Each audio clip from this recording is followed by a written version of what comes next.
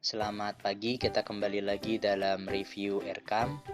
Kita akan lagi review ya ini ya. Pertama kita cek penyusunan program tahunan. Oke, ada kertas Concord F4, satu bungkusnya 60.000, nasi kotak 30, 25.000. Nah ini ada air mineral ya.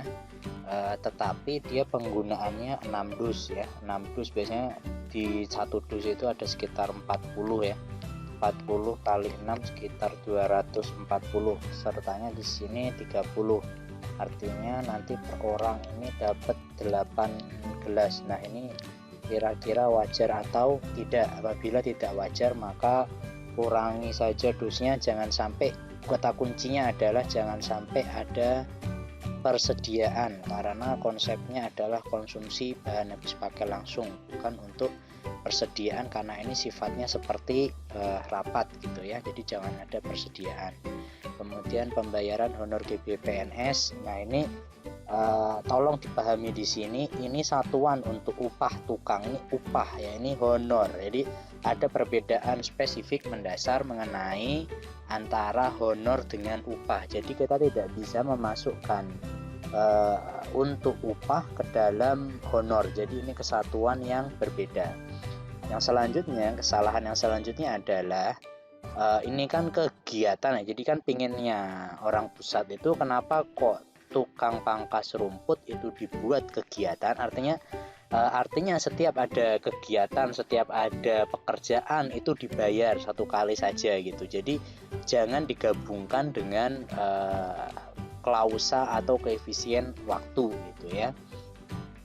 Nah kemudian ini honor rutin GBPNS 2OB. Nah ini justru malah tidak ada koefisien waktunya. Kalau di sini ada koefisien waktunya ya, itu di sini malah aneh kalau tidak ada koefisien waktunya. Harusnya ada koefisien misalkan dikali 6 bulan, dan ini terlalu besar.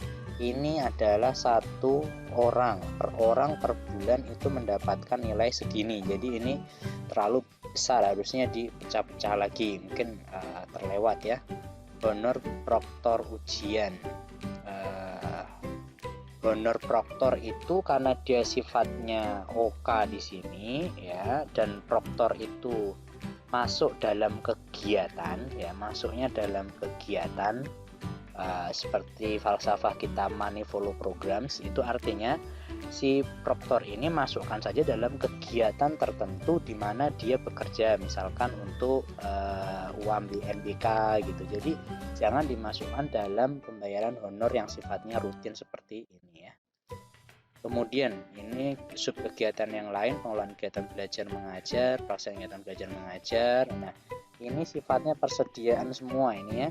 Nah maka ini masukkan saja ke sub kegiatan yang namanya pengadaan sarana administrasi perkantoran. Kenapa sebenarnya seperti itu? Jadi walaupun spidol ini mungkin kan yang membuat itu mikir ya, ini spidol dipakai untuk pembelajaran di kelas oleh guru dan murid-murid, sehingga masuknya di sub kegiatan belajar mengajar. Saya sudah sampaikan di banyak tempat bahwa konsepsinya bukan seperti itu ya. Saya buka dulu Excelnya. Jadi konsepnya adalah kita cari dulu di sub kegiatan ya, pelaksanaan kegiatan belajar mengajar, pelaksanaan kegiatan belajar mengajar. Dia ada di kode pos nomor 1. Sedangkan ya untuk pembelian ATK apakah dia ada di pos nomor 1? Enggak, ATK ada di nomor 11 ya. Artinya apa? Yang dilakukan oleh bapaknya, walaupun dalam konsep pemikiran memang betul bahwa spidol dibutuhkan saat proses belajar mengajar, tetapi dalam konsep framing Juknis dan Aircam ini jadi keliru karena kebutuhannya tidak sesuai dengan kelompoknya gitu ya. Ini kemudian memang ini untuk kegiatan belajar mengajar, tapi masukkan dia ke elemen yang ada dalam COVID. Kita coba cek ya elemen yang ada dalam COVID. Oke, nanti sepertinya untuk yang COVID saya akan buat video terpisah ya. Jadi penjelasan mengenai COVID sendiri ya. Tapi apa kita buat di sini dulu. Nah, oke. Nah, jadi untuk yang COVID ini bisa pembelian atau sewa sarana perlengkapan yang diperlukan untuk mendukung kegiatan proses belajar mengajar, gitu ya. Ini lebih banyak ke yang dibutuhkan oleh gurunya dan anaknya untuk proses pembelajaran. Nah, di sini ada bagi madrasah agar jumlah siswa per kelas. Oke, bukan yang ini rapid testnya. Nah, kita lihat ini pembelian sabun cuci tangan. Ini apa ini? Termogan. Kita lihat ya, cuci tangan, antiseptik, masker, dan sarana lainnya. Artinya sebenarnya, nah ini ada termogan. Termogan itu masuk dalam Juknis nomor 15. Artinya kita cari di kode BOS ya, kita filter kode BOS-nya yang nomor 15. Oke. Nah, artinya kita menggunakan sub kegiatan yang ini ya, kegiatan yang terkait dengan penanganan COVID-19 gitu. Jadi jangan dipakai yang kegiatan belajar mengajar, pakai yang Juknis nomor 15. Ini saya tuliskan di sini kodenya berapa nih? 2.7.3. Nah, cari sub kegiatan 2.7.3 ya. Kemudian alat olahraga. Nah, ini baru benar masuknya ke sini. Ini udah pernah saya jelaskan di video sebelumnya ya, kenapa kok benar gitu. Juga benar. Nah, pangkas rumput itu masukkan dalam programnya dia apa gitu ya. Programnya biasanya pemeliharaan, yang terkait dengan pemeliharaannya. Oke, kemudian jangan lupa, saya hanya mengingatkan ya, ini nggak apa-apa segini, tapi tolong diingat bahwa apabila lebih dari 200.000 ya, itu untuk konsepnya itu ada di dalam perpajakan, harus potong pajak ya. Nah, kemudian cetak buku rapot. Sekali lagi ya, ini harus money follow programs itu ini pencetakan buku rapot lebih baik dimasukkan ke pengadaan sarana administrasi perkantoran ya, karena akan dibagikan ke muridnya kan ya. Kemudian seragam upacara ya, ini juga sama ya, masukkan ke pengadaan sarana administrasi perkantoran saja. Kemudian ini juga sama ya, sifatnya pengadaan sarana administrasi perkantoran. Ulangan harian. Nah, ini yang menarik sebenarnya, kalimat dari ulangan harian.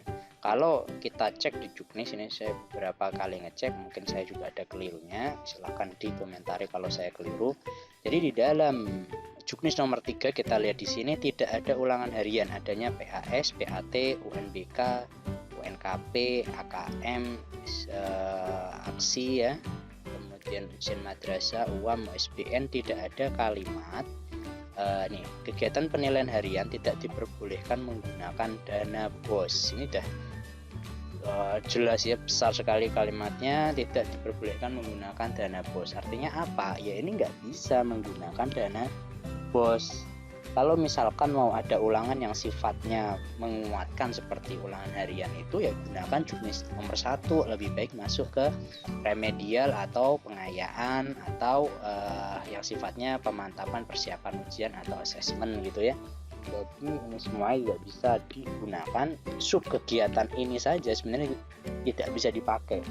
Tapi kenapa kok ada Pak? Karena bisa jadi Bapak menggunakannya untuk dana APBD atau dana PSG atau dana-dana yang lainnya, sehingga sub kegiatan ini tetap disediakan oleh pusat walaupun secara APBN sebenarnya tidak bisa. Nah, ini kalau beli buku masuk ke pemberdayaan perpustakaan, lihat Juknis nomor 8. Kemudian ulangan harian tidak boleh ada konsumsinya gitu ya, karena sudah tupoksi dari guru. Ini apalagi sewa komputer ya, ulangan harian tidak bisa. Mungkin niatnya untuk ujian madrasah, ujian air madrasah gitu ya, jadi pakailah yang sub kegiatan yang lain. Ini juga sama ya, ini. Kemudian kertas HVS, nah ini masuknya ke pengadaan sarana administrasi perkantoran ya. Kemudian ini pensil juga sama, ini hampir sama semua ya. Kalau untuk alat tulis ATK itu masuknya ke pengadaan sarana administrasi perkantoran ya. Ya, demikian yang bisa saya sampaikan, terima kasih.